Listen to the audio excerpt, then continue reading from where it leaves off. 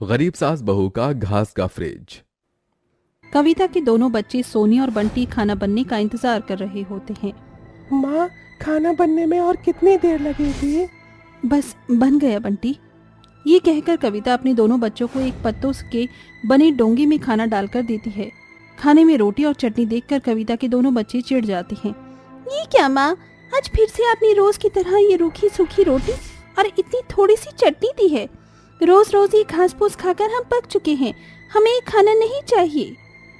ऐसा नहीं कहते बच्चों, तुम्हें नहीं पता, मगर इस 2 वक्त की रोटी के लिए मैं और तुम्हारी दादी माँ बहुत मेहनत करती हैं। हमें आपका लेक्चर नहीं सुनना। यह रूखी सूखी चटनी रोटी खाने से बढ़िया हम पानी पीकर ही सो जाएंगे। बंटी खाने की थाली को झटकते हुए उठकर मटके से 1 गिलास पानी निकालता है, मगर जैसे ही बंटी पानी पीता है तो पानी बहुत ही गर्म होता है, जिससे गुस्से में वो पानी का गिलास फेंक कर कहता है, पता नहीं किन गरीबों के घर में पैदा हो गए हम। इस तारकोल के घर में इस गर्मी में हम बच्चों को आलू की तरह उबलना पड़ता है, और ना तो यहाँ हमें हमारी मनपसंद का खाना मिलता है और ना ठंडा पानी। जब आप हम दोनों भाई बहन को अच्छी जिंदगी नहीं दे सकती थी तो क्यों पैदा किया हमें? बोलो बोलो माँ, बोलो। ऐसा कहते हुए बंटी अपनी गरीब माँ कविता को झकझोरने लगता है। अपने बच्चों की ऐसी तानों भरी बातें सुनकर गरीब कविता की आंखों में आंसू भर आते हैं और वो बंटी को एक थप्पड़ मार देती है। ठीक कहा तूने बंटी, मुझे तुझे पैदा करना ही नहीं चाहिए था। इतने में कविता की सास गोमती बीच में आ जाती है। कविता बहू, क्या हो गया है तुझे? बंटी अभी बच्चा है, नादान है, और हम इस गरीबी में बेचारे इन मासूमों को रूखी सूखी रोटी के सिवा देते ही क्या है? तो आप ही बताइए माँ जी, कहाँ से पूरी करूँ मैं इनकी फ्रिज की जिद? हमारे पास ठीक से 2 वक्त की रोटी खाने के लिए तो पैसे नहीं, महंगा फ्रिज कहाँ से लाएंगे? बहू, हल ढूंढने से मिलता है, ऐसे परेशान होने से नहीं। अब चुप हो जा। असल में रमेश की बुरी आदतों की वजह से इन सास बहू और उनके परिवार को इस तरह से गरीबी में जिंदगी जीनी पड़ रही थी, क्योंकि कविता का पति रमेश 1 नंबर का शराबी था और सट्टेबाज भी था, जिसने दारू के लिए अपना घर बार सब कुछ दांव पर लगा दिया, और उसकी गलती के कारण घर वालों को अपना घर बार छोड़कर बेघर होना पड़ा और कई दिनों तक सड़क पर भूखे प्यासे इधर से उधर भटकने के बाद उन सास बहू ने सड़क बनने के काम करके अपने भूखे परिवार को रोटी खिलाई और फुटपाथ पर ही तारकोल से एक झोपड़ी बनाकर रहने लगी, जहां थोड़ी ही दूर पर एक बड़ा जंगल है, जहां से गरीब सास बहू कड़ी मेहनत से लकड़ी काटकर उन्हें बाजार में बाहर कड़ी धूप में बेच कर आती हैं। माँ जी देखिए ना, कुछ दिनों पहले तक इस पेड़ पर रातनानी के कितने सारे फूल खिलते थे, मगर अब ये पेड़ सूख गया है। फिर दोनों सास बहू उस पेड़ में पानी डालती हैं। तभी गोमती एक गरीब परिवार को घास इकट्ठा करते देखती है और उनके पास जाकर पूछती है, अरे भाई साहब, आप ये घास गाय को खिलाने के लिए काट रहे हैं? नहीं बहन जी, हमारे गांव में बहुत जोरों से बारिश पड़ी है, उसमें हम गरीबों का घर ढह गई। इतने पैसे तो है नहीं जो ईंट सीमेंट खरीद कर घर बनाए, इसलिए घर बनाने के लिए घास इकट्ठा कर रहे हैं। इसके बाद सभी घास लेकर चले जाते हैं और कविता अपनी सास से कहती है, माँ जी, जब एक गरीब का परिवार इस घास से घर बना सकती है तो क्या ये गरीब माँ अपने बच्चों के लिए इस घास से फ्रिज नहीं बना सकती? गोमती को अपनी बहू का ये ख्याल बहुत अच्छा लगता है। इसके बाद दोनों सास बहू जंगल से ढेर सारी घास और लकड़ियाँ इकट्ठी करके उन्हें घर लाती हैं और कड़ी धूप में आंगन में ही घास का फ्रिज बनाना शुरू कर देती हैं। माँ जी, अपने घास के फ्रिज को टिकाऊ बनाने के लिए हमें इस मजबूत लकड़ी से फ्रिज का ढांचा तैयार करना होगा। ठीक है बहू, चल। गरीब सास बहू पूरी मेहनत से लकड़ी से फ्रिज का ढांचा तैयार करने लगती हैं, जिसे बनाने में शाम ढल जाती है। अगले दिन वो लेई बनाकर उसे फ्रिज के चारों तरफ घास लगाती हैं और फिर गरीब बहू अपने दिमाग से घास के बनाए फ्रिज में बिजली सेट कर देती है। घास का बना फ्रिज देखकर दोनों बच्चे उम्मीद लगाकर कहते हैं, माँ, क्या सचमुच में ये घास का बना फ्रिज चलेगा? हाँ बच्चों। फिर तो हमें फ्रिज का ठंडा पानी पीने को मिलेगा। इतने में कविता का पति रमेश लड़खड़ाते हुए घर आता है और घास का फ्रिज देखकर कहता है, मोमबत्ती कैसी है रे तू, और तुम दोनों छोटा पैकेट, इधर आओ। हमें आपके पास नहीं आना है पिताजी, आपके मुंह से शराब की गंदी बदबू आती है। तुम्हारी माँ का मगरमच्छ साले चिरकुट बाप को गंदा बोलता है। गुस्से में आकर रमेश गरीब सास बहू का बनाया घास का फ्रिज तोड़ फोड़ कर चला जाता है, जिसे देखकर दोनों बच्चे बहुत रोते हैं और बिना खाना खाए ही सो जाते हैं। मगर आधी रात को उनके तारकोल का घर बर्फ के जैसे ठंडा हो जाता है, जिससे बंटी और सोनी की आंखें खुलती हैं और उनका घास का फ्रिज एकदम सही सलामत होता है। उठो माँ, उठो दादी, माँ, बुआ, आप भी उठो। हमारा घास का टूटा हुआ फ्रिज एकदम ठीक हो गया है और वो चल भी रहा है। मगर ये हुआ कैसे बहू? कहीं तूने तो फिर से इस घास के फ्रिज को नहीं बनाया है? नहीं माँ जी। बंटी आगे आकर जल्दी से घास के फ्रिज का दरवाज़ा खोलता है। फ्रिज की हर एक शेल्फ फल, पेस्ट्री, जूस, आइसक्रीम से भरी हुई होती है। तभी घास के फ्रिज से एक आवाज़ आती है। घबराओ नहीं, दरअसल तुम दोनों सास बहू को नहीं पता कि तुमने जिस घास से ये फ्रिज बनाया है वो जादुई घास है। इसलिए ये फ्रिज बिना बिजली और सौर ऊर्जा के चल सकता है। और इतना ही नहीं, तुम जो भी खाना चाहोगे ये जादुई घास का फ्रिज तुम्हें वो देगा। ये सुनकर दोनों बच्चे बहुत खुश होते हैं। बंटी, चल इस जादुई घास के फ्रिज को आजमाते हैं कि ये हमारी फरमाइश सच में पूरी करता है कि नहीं। ए जादुई घास के फ्रिज, मुझे ठंडा ठंडा मिल्क शेक पीना है। अचानक से जादुई घास के फ्रिज में ठंडे मिल्क शेक से भरी बोतल आ जाती है। फिर बंटी कहता है, अच्छा मेरे जादुई घास के फ्रिज, अब मुझे जल्दी से टूटी फ्रूटी केक चाहिए। एकाएक घास का फ्रिज बंटी की भी फरमाइश पूरी कर देता है। बच्चों के खिले हुए चेहरे देखकर गरीब सास बहू बहुत खुश होती हैं और अब उस गरीब के घर में खुशी आ जाती है। मगर फिर एक दिन सरकारी आदमी वहां आकर उन गरीब सास बहू पर धौंस जमाते हैं। देखो, हम सरकार की तरफ से आए हैं। तुम इस तरह से इस फुटपाथ पर नहीं रह सकते। तुम्हें ये जगह खाली करनी है। मगर इस तारकोल के घर के अलावा हम गरीबों के पास कोई दूसरा ठिकाना नहीं। भगवान के लिए हम पर तरस खाओ। तुम ऐसे नहीं मानोगी। चला दो बुलडोजर इनकी झोपड़ी पर। इसके बाद गरीब सास बहू अपना सारा सामान लेकर सड़क किनारे बैठ जाती हैं। पता नहीं ऊपर वाला बार बार हम गरीब सास बहू और हमारे परिवार के सर से छत छीन कर हमको बेघर क्यों कर रहा है। माँ जी, भगवान जो भी करता है हमारे अच्छे के लिए करता है। शायद इस फुटपाथ से हम बेघर इसलिए हुए हैं ताकि हम जादुई घास से एक अच्छा और बड़ा घर बना सके। एक बार फिर दोनों गरीब सास बहू जादुई घास का घर बनाती हैं, जिसमें कविता की ननंद गौरी और बच्चे भी उनकी मदद करते हैं और उनका घास का घर सुंदर तैयार हो जाता है। जिसके बाद बहू घास की मजबूत खटिया, घास का कालीन और पत्तों के कपड़े भी बनाती है और घास के उस घर में सबसे अनोखा सास बहू का बनाया घास का फ्रिज था। माँ और भाभी, आप दोनों की मेहनत से हमारी जिंदगी बदल गई। अब हमारे पास अच्छा बड़ा घर है और फ्रिज भी है। अचानक से बहुत ही जोरों से बारिश शुरू हो जाती है और गोमती बारिश देखकर कहती है, अब क्या होगा बहू? इतनी तेज तूफानी बारिश हो रही है, कहीं हमारा बनाया घास का घर टूट न जाए। कई घंटों तक भी तेज तूफानी बारिश होती रहती है, मगर सास बहू के बनाए घास के घर पर बारिश की एक बूंद तक का कोई असर नहीं होता। ना तो उनका घर भीगता है और ना ही कहीं से भी छत टपकती है। इसीलिए क्योंकि वो घास के फ्रिज की तरह जादुई घास से बना घर था। कुछ दिनों बाद दोनों सास बहू जादुई घास के फ्रिज की मदद से एक बेकरी की दुकान खोल लेती हैं और 2 वक्त की रोटी कमाने के साथ वहां टूटे मन से उम्मीद लगाए आने वाले गरीब लोगों को जूस, पेस्ट्री, चॉकलेट खिलाती हैं।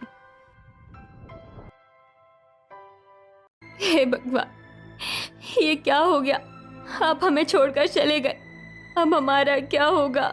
मैं अंश और माया को अकेले कैसे पालूंगी? माँ जी का ख्याल कैसे रखूंगी? सपना बहू, संभाल अपने आप को। अगर तू ऐसे कमजोर पड़ जाएगी तो अंश, माया का क्या होगा? अभी तो तुझे ये पहाड़ जैसी जिंदगी काटनी है। हिम्मत मत हार। दादी माँ, आप लोग रो क्यों रहे हैं? और पापा ऐसे क्यों सो रहे हैं? पापा को उठाओ ना, मुझे पापा के साथ घूमने के लिए जाना है। दादी माँ, पापा ने वादा किया था कि वो आज हमें बाहर घुमाने के लिए ले जाएंगे, लेकिन पापा तो अभी तक सो रहे हैं। मैं और सपना तो अपने आप को संभाल लेंगे, लेकिन इन 2 मासूम बच्चों का क्या होगा? इन्हें हम कैसे समझाएंगे? रेवती अपनी बहू माया, बेटे सिद्धार्थ और पोता पोती माया और अंश के साथ एक छोटे से घर में रहती थी। सिद्धार्थ एक ट्रक ड्राइवर था। एक दिन ट्रक चलाते हुए सिद्धार्थ के ट्रक का एक्सीडेंट हो जाता है, जिसमें सिद्धार्थ की भी मौत हो जाती है। सिद्धार्थ के जाने के बाद रेवती का परिवार मानो टूट सा गया था। सारा परिवार सदमे में डूब गया था। रेवती बहन कहाँ हो? आजकल दिखाई नहीं दे रही हो।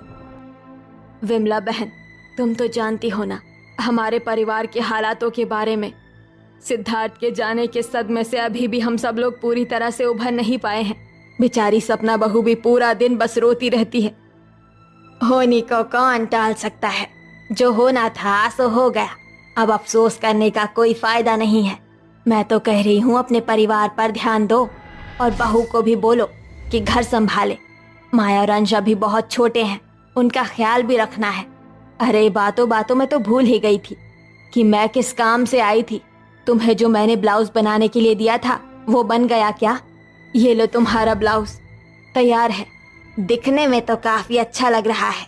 ये लो इसके पैसे। विमला रेवती को पैसे देकर वहां से चली जाती है और रेवती उन पैसों को देखकर कहती है, इन पैसों में क्या हो पाएगा? एक काम करती हूँ, अंश, माया और सपना के लिए कुछ खाने को ले आती हूँ। कई दिनों से उन लोगों ने ढंग से कुछ खाया भी नहीं है। कम से कम एक वक्त का खाना तो खा लेंगे। रेवती दुकान पर जाकर अपनी बहू और पोता पोती के लिए खाने का सामान लेकर आती है और उन सबको दे देती है। माँ जी, आप भी खा लीजिए, आपने भी कई दिनों से कुछ खाया नहीं है। मैं खा लूंगी, पहले तू खा ले और बच्चों को खिला दे। दादी माँ, इतने से खाने में हम सबका पेट कैसे भरेगा? ये तो बहुत कम खाना है। माया की बात सुनकर रेवती और सपना की आंखों में आंसू आ जाते हैं। अपने बच्चों की बात सुनकर सपना को समझ आ जाता है कि उसे कुछ न कुछ तो करना ही पड़ेगा अपने बच्चों और अपनी सास का पेट पालने के लिए। अगले दिन होते ही सपना काम की तलाश में निकल जाती है, लेकिन पूरे दिन काम ढूंढने पर भी सपना को कोई काम नहीं मिलता। सपना की सास रेवती एक दर्जी होती है जो गांव वालों के थोड़े बहुत कपड़े सिलकर कुछ पैसे कमाया करती थी।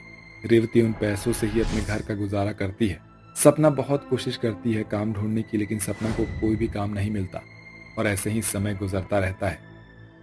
माया, अंदर आ जा बेटा, कब से बाहर खड़ी हो? माँ, वो लोग वहाँ क्या कर रहे हैं?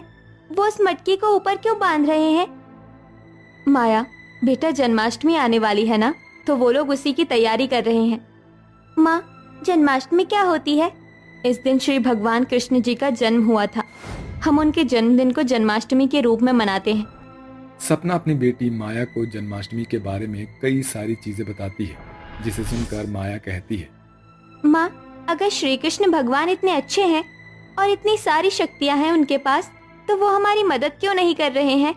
बेटा, मुझे पूरा यकीन है वो एक दिन हमारी मदद जरूर करेंगे और तुम देखना सब कुछ ठीक हो जाएगा। सपना माया को समझाकर और माया को लेकर अंदर चली जाती है। ऐसे ही 2 दिन बीत जाते हैं।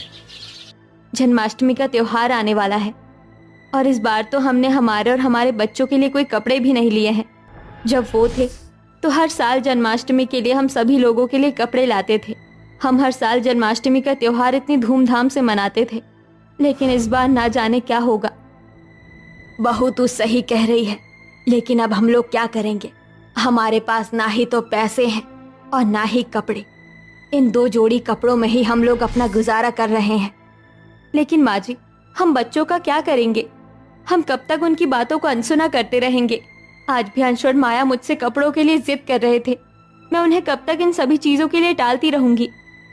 सपना की बातें सुनकर रेवती सोच में पड़ जाती है और उदास होकर अपने आंगन में चली जाती है, जहां वो एकटक अपने आंगन में उगी हुई घासों को देखने लगती है। उन घासों को देखकर रेवती को अचानक से एक तरकीब सूझती है, जिसके बाद रेवती एक बड़े से बर्तन में अपने आंगन की बहुत सारी घासों को इकट्ठा करके अंदर ले आती है। माँ जी, आप इन घासों को अंदर क्यों नहीं ले आए? इन घासों का आप क्या करेंगी?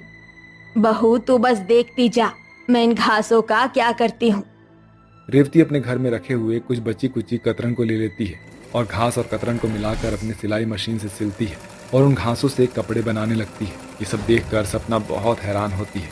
रेवती देखते ही देखते कुछ ही घंटों में अपने पूरे परिवार के लिए घास के कपड़े बनाकर तैयार कर देती है। ये देखो, जन्माष्टमी के लिए मैंने कपड़े बना दिए हैं। माँ जी, ये तो घास के कपड़े हैं। बहू मैं जानती हूँ ये घास के कपड़े हैं, लेकिन इन कपड़ों को पहनने के अलावा हमारे पास और कोई दूसरा रास्ता नहीं है। मैंने इस महीने सिलाई करके जो भी कमाई की है, उन पैसों से मैं जन्माष्टमी की पूजा का थोड़ा बहुत सामान ले आती हूँ और तू इन कपड़ों को बच्चों को पहना दे। कम से कम जन्माष्टमी की पूजा तो हम लोग कर ही लेंगे और बच्चे भी इन कपड़ों को पहनकर खुश हो जाएंगे। इतना कहकर रेवती वहां से चली जाती है और जन्माष्टमी का सामान खरीद कर लेकर आती है वहीं दूसरी तरफ सपना भी घास की साड़ी पहनकर अपने बच्चों को घास के कपड़े पहनाती है और रेवती भी घास की साड़ी पहन लेती है, जिसके बाद पूरा परिवार श्री कृष्ण की पूजा करने लगता है। श्री कृष्ण गोविंद हरे मुरारी, हे नाथ नारायण वासुदेवा, हे नाथ नारायण वासुदेवा। पितु मात स्वामी सखा हमारे, हे नाथ नारायण वासुदेवा, हे नाथ नारायण वासुदेवा। श्री कृष्ण गोविंद हरे मुरारी। हे कृष्णा, हम लोग हर साल की तरह इस बार आपकी धूमधाम से पूजा नहीं कर सके, ना ही आपके लिए नया सिंहासन ला सके, ना ही कपड़े और ना ही बांसुरी। आप तो हमारे हालातों के बारे में जानते हैं ना, इस बार हमें क्षमा कर दीजिएगा। कृष्ण भगवान, आपने हमारी बहुत परीक्षा ले ली है, अब तो अपनी कृपा दृष्टि हम सब पर डालिए। रेवती और सपना हाथ जोड़कर श्री कृष्ण की मूर्ति से अपने परिवार के लिए प्रार्थना कर रहे होते हैं कि तभी अचानक से सामने रखी हुई श्री कृष्ण की मूर्ति चमकने लगती है और उसमें से बहुत तेज सफेद रोशनी निकलती है। उस रोशनी के निकलते ही सारा परिवार देखता है कि उनके सामने साक्षात श्री कृष्ण भगवान है। रेवती और सपना, तुम्हारी इस श्रद्धा से मैं तुम लोगों पर बहुत ज्यादा प्रसन्न हूँ। तुम्हारे परिवार में अत्यंत दुख आए, लेकिन इसके पश्चात भी तुम लोगों ने हार नहीं मानी और ये घास के कपड़े बनाकर पहने और मेरे लिए व्रत रखकर मेरी पूजा भी की। तुम्हारे इसी स्वभाव से आज मैं तुमसे अत्यंत प्रसन्न हूँ, इसलिए मैं तुम्हें वरदान देना चाहता हूँ। उस वरदान में तुम्हें जो चाहिए मुझसे मांग सकते हो। हे श्री कृष्ण भगवान, हमें आपसे सिर्फ यही वरदान चाहिए कि हमारा पूरा परिवार सुख शांति से अपना जीवन जिए। तथास्तु। श्री कृष्ण भगवान के तथास्तु बोलते ही वो वहां से गायब हो जाते हैं और उनके जाते ही सपना और रेवती के सामने कई सारे सोने के सिक्के, हीरे जवाहरात रखे होते हैं, जिसे देखकर रेवती सपना बहुत खुश होती है और उन चीजों की मदद से अपनी सारी परेशानियों को दूर करती है और एक सुखी जीवन जीती है। साथ ही साथ वो हर उस जरूरतमंद आदमी की मदद करने लगती है जिसके जीवन में कठिनाइयां होती है और उनके इसी स्वभाव के कारण श्री कृष्ण भगवान की कृपा उन पर सदैव बनी रहती है और वो इसी तरह से सुख शांति के साथ अपना जीवन व्यतीत करते हैं।